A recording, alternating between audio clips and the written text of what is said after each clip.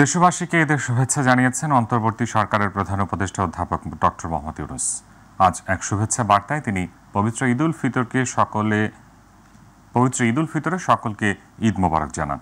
ঈদ জামায়াতে দলমত নির্বিশেষে সবাই যেন পরাজিত শক্তির সপ্ররোচনা সত্ত্বেও সুদৃঢ়ভাবে ঐক্যবদ্ধ থাকেন, সেজন্য আল্লাহর কাছে মোনাজাতের আহ্বান জানান তিনি। পবিত্র ঈদ উল ফিতরের সকলকে জানাই ঈদ মোবারক।